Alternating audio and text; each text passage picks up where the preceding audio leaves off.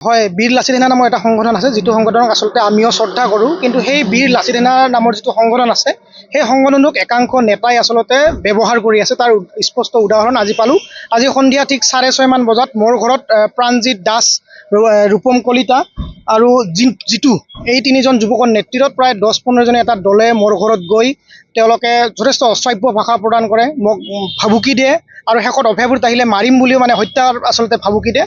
আৰু মোৰ এটাই দক আছিল যে তেওঁলোকে কোৱা মতে মই তেওঁলোকৰ বেনাৰ এখনত বানান এটা ফুল ধৰিছিলোঁ, যিটো তেওঁলোকে অসমীয়াক ভাল পায়, অসমীয়া ভাল পোৱা তেওঁলোকে সংগঠন, গতিকে বেনাৰ দিছিল আৰু সেই বেনাৰ এটা বানান ভুল হৈছিল। বানানটো মই ধৰাৰ কাৰণে আজি এই অৱস্থা, আৰু তেওঁলোকে যথেষ্ট ভাবুকি প্ৰদান কৰিছে আচলতে মোৰ পৰিয়ালৰ সন্মুখতে। গতিকে মই এই ক্ষেত্ৰত যি অসম সেনা বা লাচিত সেনা আছে তেওঁলোকক বিহিত ব্যৱস্থা গ্ৰহণৰ কাৰণে দাবী জনাইছোঁ। লগতে মই অভয়াপুৰী থানাত এই সম্পৰ্কত এখন এজাহাৰ ইতিমধ্যে দাখিল কৰিছোঁ আৰু আশা ৰাখিছোঁ অভয়াপুৰী আৰক্ষী বিষয়া তথা বঙাইগাঁও জিলা যি আৰক্ষী আয়ুক্ত আছে তেওঁলোকে এটা বিহিত ব্যৱস্থা এইকেইজনৰ বিৰুদ্ধে ল'ব। বৰ দুখৰ খবৰ যে আজি অভয়াপুৰীৰ এগৰাকী জ্যেষ্ঠ সাংবাদিক বিক্ৰম ৰঞ্জন ৰায়ক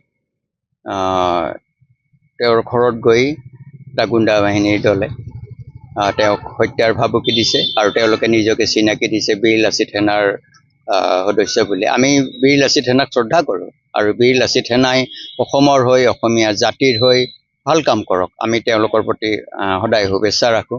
কিন্তু তেওঁলোকৰ নামত কোনোবাই যদি আহি এগৰাকী জ্যেষ্ঠ সাংবাদিকক ঘৰত গৈ হত্যাৰ ভাবুকি দিয়ে, গতিকে ইয়াতকৈ ডাঙৰ কথা আৰু কি হ'ব পাৰে। গতিকে সাংবাদিকৰ ওপৰত নিৰাপত্তাটো নিশ্চিত হ'ব লাগে।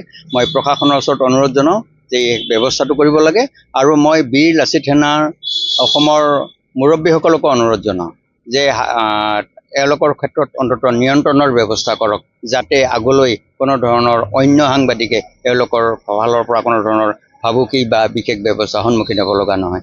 মই প্ৰেছ ক্লাব অভয়াপুৰীৰ ফালৰ পৰা এই ঘটনাটোক তীব্ৰভাৱে গৰিহণা দিছোঁ, নিন্দা কৰিছোঁ আৰু ন্যায় দাবী কৰিছোঁ।